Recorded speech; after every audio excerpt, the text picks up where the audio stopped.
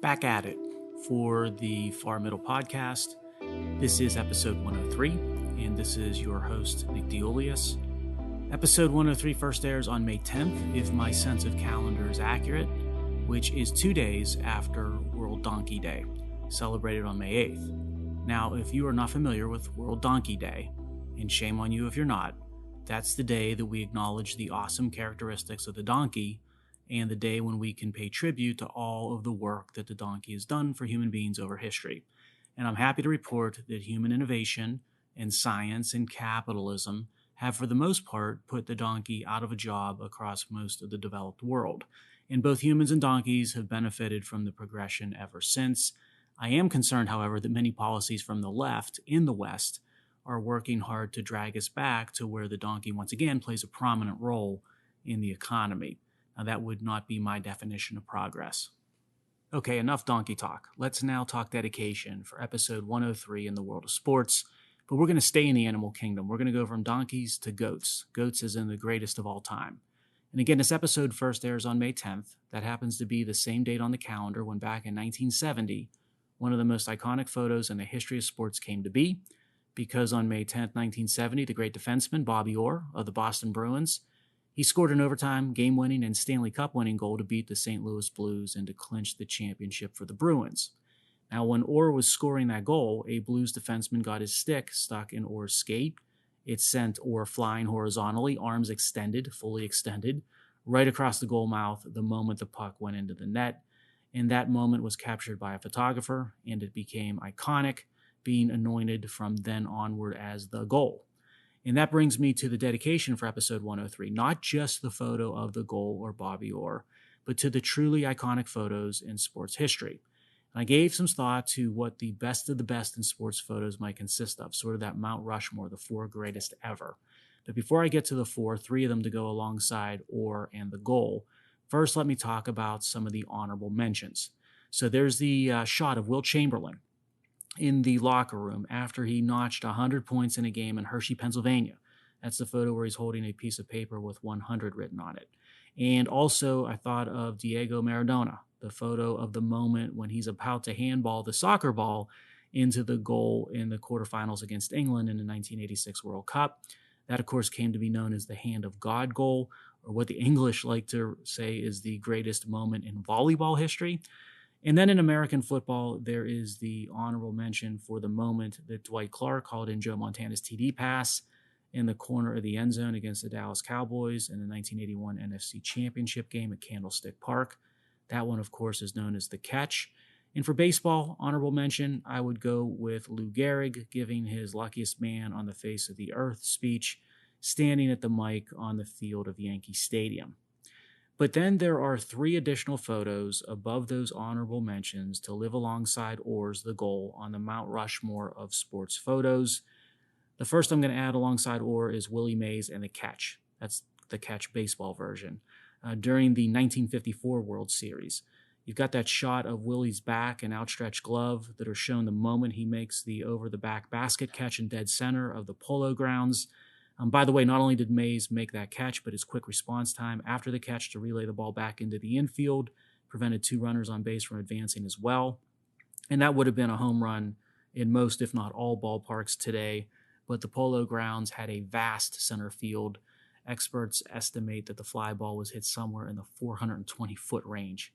Now, second to add alongside Orr, and then with Mays and the catch on that Mount Rushmore of sports photos, is a bloodied and a battered Y.A. Tittle, the Hall of Fame quarterback, most notably for the Giants, who's kneeling helmetless in exhausted agony on the grass of Pitt Stadium in Pittsburgh during a game.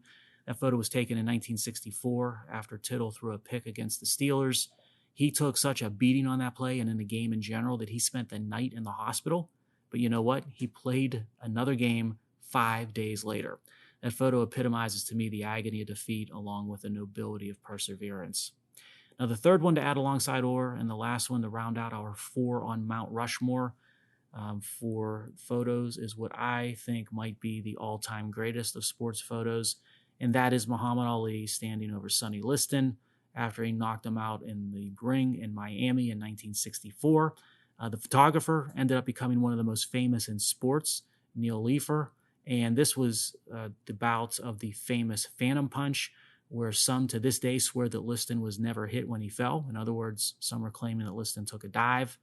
But there you have it, the Mount Rushmore of sports photos that we dedicate episode 103 to.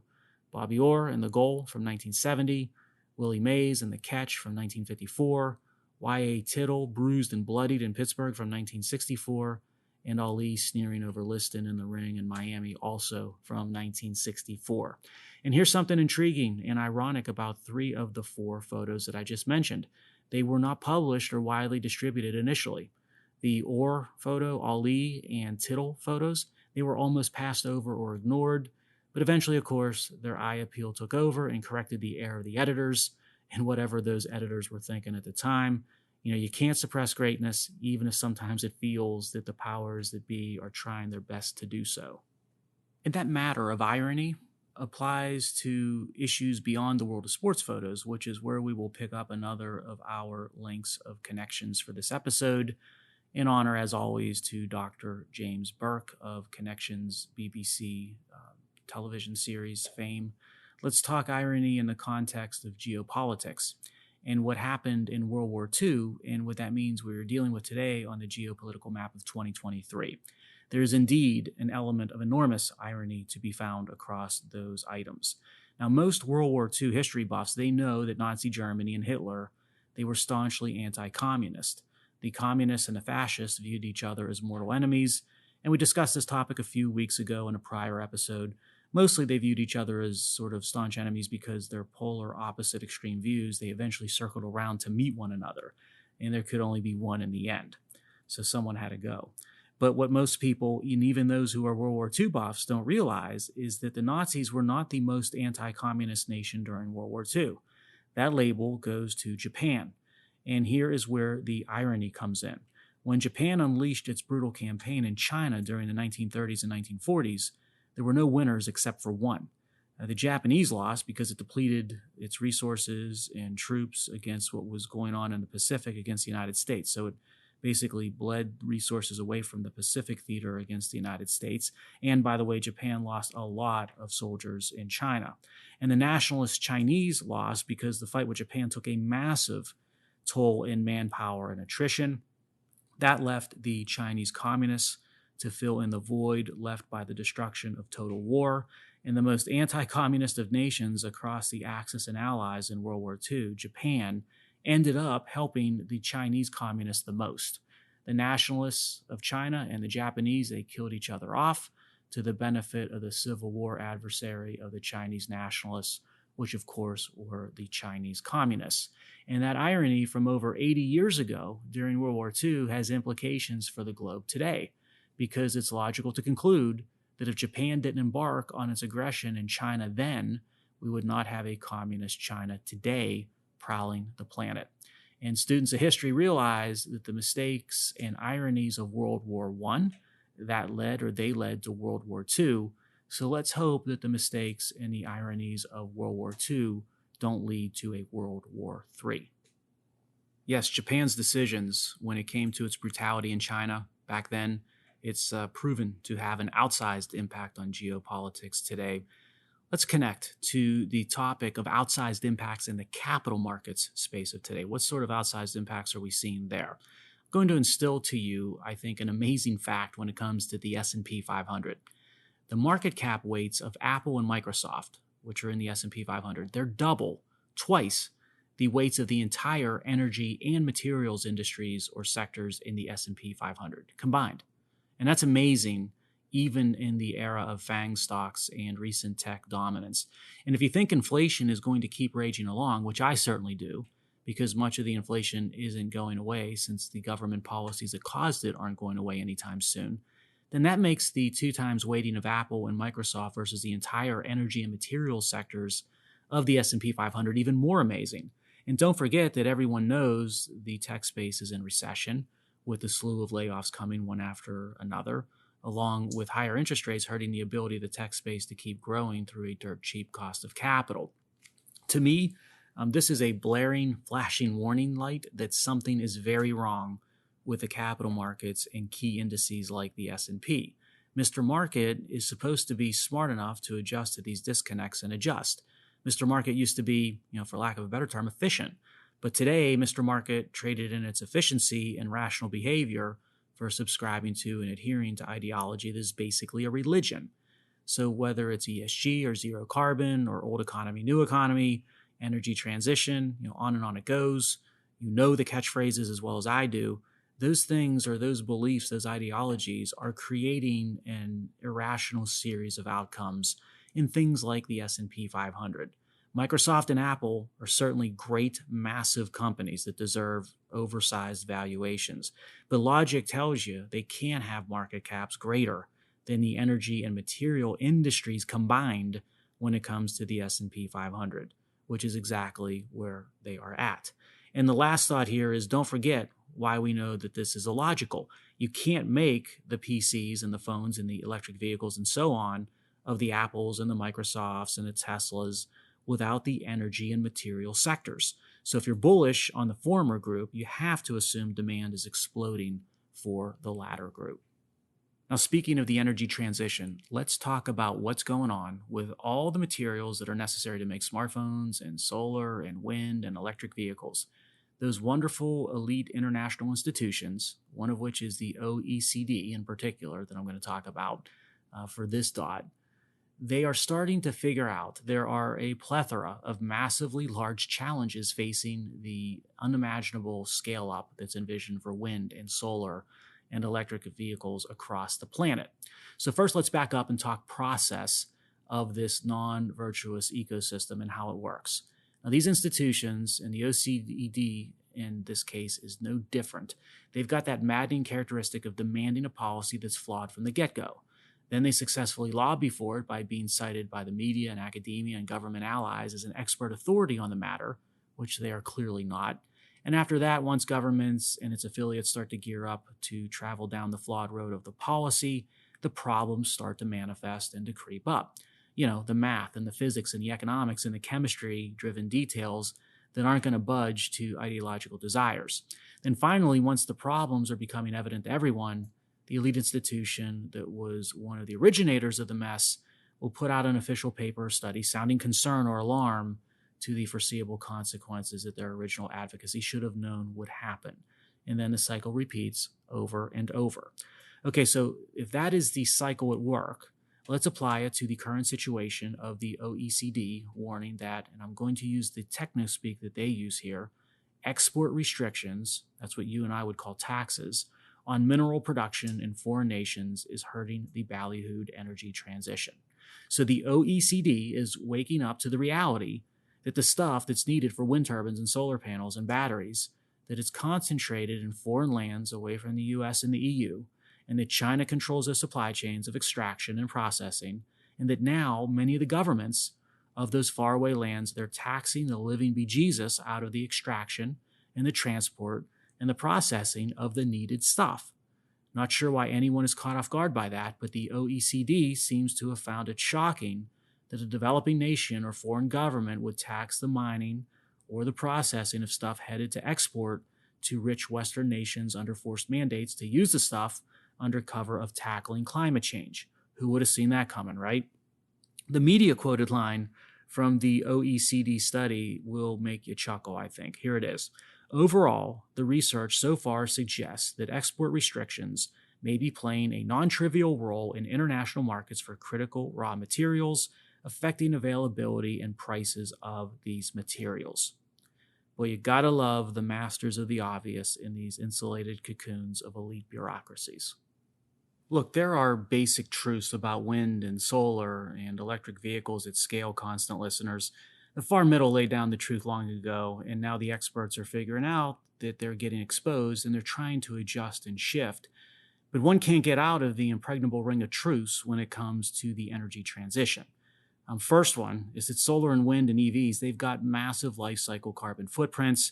They raise CO2 levels. They're not even close to zero carbon.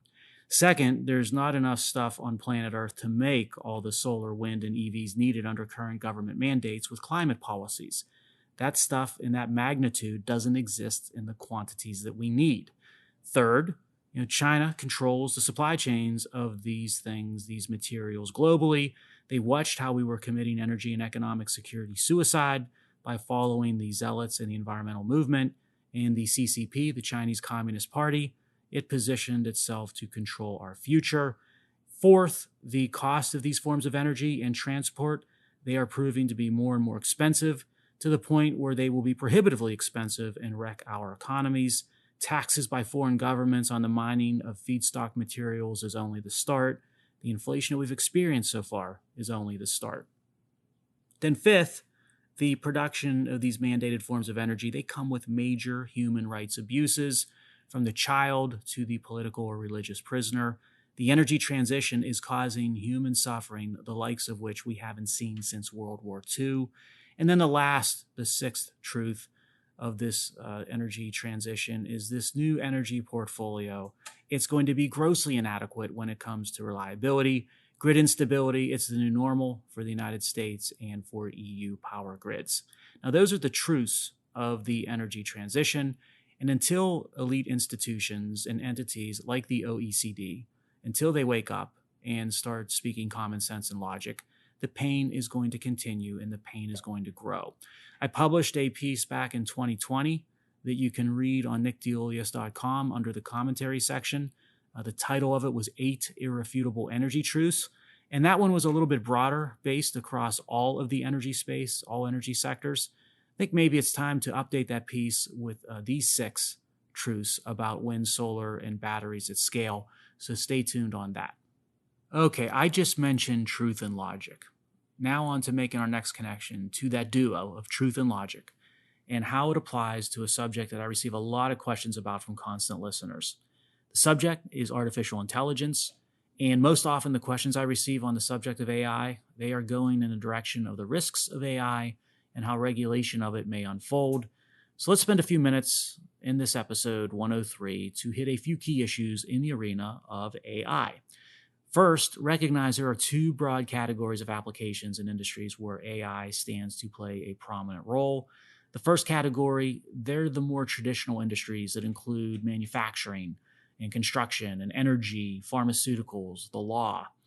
The second category, those are professions or industries that are more subjective and creative in nature than the ones I just mentioned. So examples of the second category, that's going to include art and literature, music, the media. The concerns I have when assessing AI, they're quite different for each of those 2 categories of industries or professions that I just mentioned. So let me explain. When it comes to that first category of industries that drive our lives, building stuff, inventing stuff, powering stuff, my biggest concern is that AI will be harnessed and hamstrung by the bureaucrat and by regulation. I fear that AI would not be allowed to move the ball forward and advance the state of the art as quickly as it normally would on its own. And missing out on those advancements or delaying them, it could be very costly to the human condition. Think about what the cost would be if the next major cure for a major disease would be in lives if AI would bring to bear the discovery, but the bureaucrat held it back or delayed it because it desired to control it. And we know government as an organism, it endlessly seeks to control everything around it when not checked. And AI will not be any different than what we saw with government intervening through banking oversight and healthcare and climate change policy, stifling energy and the industry of energy, building codes, right? What government's doing currently with crypto. When the bureaucrat gets involved and government gets control, progress is sure to be one of the first casualties. But then there is that second bucket of industries and professions, the art space, the writers, social media, music, the media itself. Through platforms such as social media and the internet, my concern here is going to be very different than what I just mentioned for those more tangible industries in the first category. Here, I see AI posing a massive threat to the individual and to Western Republican democracy. If you thought fake news was a problem before AI, wait till after AI gets a hold of it. If you thought the science and its ideology was killing actual science, you thought that was bad prior, wait till AI manufactures scientific consensus out of nothing. Many people have only the most basic understanding of big, important issues these days, and they rely on Wikipedia and social media and cable and influencers for the truth. That's scary enough. But what if AI overwhelms all of that and no one can tell any fact from fiction? Whoever wins the arms race of content fabrication is going to win the day, and they're going to win the future, and they're going to win the planet. It's sort of George Orwell's 1984 squared. And by the way, I worry about the creative arts with AI big time, and not necessarily for the art or the product itself. Those things might get better actually with AI. But I do worry about the artists, so to speak. If you're an artist of any kind, you can be a writer, a painter, a musician, a designer, or a filmmaker, it really doesn't matter. Your job is potentially going to be made obsolete in pretty short order by AI. So, think about this. Why pay huge premiums for these services or these works where AI can do it faster and do it quicker and do it better and do it cheaper? I think society needs to think through what we desire in these arenas before we unleash AI on these unsuspecting masses or endeavors or professions. Another major issue I see with AI, it rears up when you hear experts in the field of AI at some point inevitably stating that artificial intelligence needs to be managed in a way that is consistent with Western values or democratic values. Now that sounds good. In fact, at first blush, it sounds great. But then think about it. Who gets to decide those things? What are Western values? Exactly. What is consistent with democracy? Exactly. Depends on who you're asking. And those answers can be very, very different these days. I would not want, for example, a leftist deciding the answers to those questions. And what if coastal California values determine those versus flyover country values? Today, we in America, we can't agree on basic issues like freedom of speech and individual rights. How are we going to agree on what democracy means and what Western values represent? And when we deadlock on the debate, who ultimately decides? That keeps me up at night. And the third big issue I see about AI is that, like any other disruptive innovation that comes along, adoption of AI will inevitably lead to the destruction of jobs or careers that are made obsolete by the new technology. That's evolution, and that is the price of progress. Cars killed the horse buggy, internet killed the encyclopedia salesman career, and AI is going to kill jobs, and perhaps a lot of them. So what do we do about that? Because I always believe that jobs provide meaning for human beings. We like to strive, and we like to achieve, and we need to have purpose. So streaming movies or series all day on the couch every day, that's not going to provide those things. So if lots of people are about to lose their jobs as AI makes them obsolete and society benefits from the advancements, what do we do about the collateral damage? That needs, I think, some serious contemplation. What I know the answer is not is government intervening to make it better. It'll only make things worse. Yes, AI will eliminate certain jobs, but it comes with massive societal benefits. Government regulation kills jobs and not only fails to benefit society, but actually makes society worse off. So we don't need government making it worse when it comes to some of the inevitable collateral damage of AI, that's for sure. So when I think of AI, I spend most of my time on those three issues. One bucket of industries where AI benefits humans if government gets out of the way, and a second bucket of industries and professions where AI poses a real existential threat to those industries. When experts say AI needs to let loose in a way where Western values and democratic values are embraced, who gets to decide what that means in a divided society like today's? And last, if a whole bunch of people are about to lose their jobs and thus their dignity through disruptive AI, how do we ease that pain and transition to the next thing for the individual without having government jump in and make it worse? Now, maybe, just maybe, you're hesitating to take my word for some of these views on artificial intelligence, particularly the one regarding how AI is about to make the creative arts and its professions obsolete. I mean, what do I know? So let me offer up, as the next connection, a voice from the past who saw it way back then the same way that I see it now. And not just any voice, but one of the greatest voices in rock music history. I'm talking about Freddie Mercury from Queen. I'm not sure when he spoke these words. I'm guessing sometime in the 1980s. But here is how Mercury saw technology impacting music. I'm going to quote from him. "We are in the golden age of music. There will be a time when technology becomes so advanced that we'll rely on them to make music rather than raw talent. Music will lose its soul." That's what Freddie Mercury said 40 plus years ago. I read that, and the first thing I think is, right on, Freddie. He called it, 40, as I said, plus years ago. But the second thing that pops into my mind when reading that quote is who is Freddie Mercury referring to when he says them? That's a great and an important question to ponder, not only from the perspective of what he was thinking, but more importantly, from the perspective of what we in society are thinking them should reference today. Who are them? That's going to make all the difference in the world into the future of our society. And by the way, I mentioned way back on a prior Far Middle episode how Queen's Live Aid performance might have been the greatest single live rock performance in history. And you constant listeners agreed it was certainly up there, and some of you offered up a few worthy alternatives to consider. I guess that's a future feedstock for an upcoming episode or some commentary on nickdeolius.com. But Freddie Mercury, his family was from, and he was born in Zanzibar. Now, where is Zanzibar? It's a group of islands off the coast of Eastern Africa in the Indian Ocean. And I believe it's part of Tanzania today, and it was part of the British Empire back when Mercury was born. Now, the name Zanzibar, what the heck, let's just allow it to lead us into another connection, why don't we, to wrap up this episode. That's the name of an underrated but a great Billy Joel single from the album 52nd Street. Now, the single Zanzibar really shows off the jazz direction that Billy Joel wanted to take after releasing the pop smash album The Stranger a year earlier. So those are two great albums, The Stranger and 52nd Street, that Joel released back-to-back in the 1970s. Anyway, the song Zanzibar, it has lyrics that talk about a fictional sports bar called Zanzibar, where a guy, I assume Billy Joel, is attempting to impress and develop a romantic relationship with a waitress working at the bar. So the song's unconventional because it includes a lot of jazz elements, which I love, and it includes a trumpet solo by the great Freddie Hubbard. And Freddie Hubbard is, in the jazz world, as famous as Freddie Mercury is in the rock world and Billy Joel is in the songwriter world. And I once caught an interview with Billy Joel where someone asked him how he came up with the song concept and the lyrics for Zanzibar. And Joel explained he originally had the idea to write a jazzy song with the title Zanzibar, but he was just having a heck of a time, a lot of trouble, coming up with a good story for the lyrics.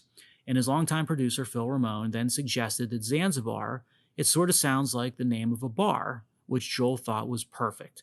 The lyrics flowed after that, and I always wondered what record producers do, but now I know. They help come up with the storylines of great songs.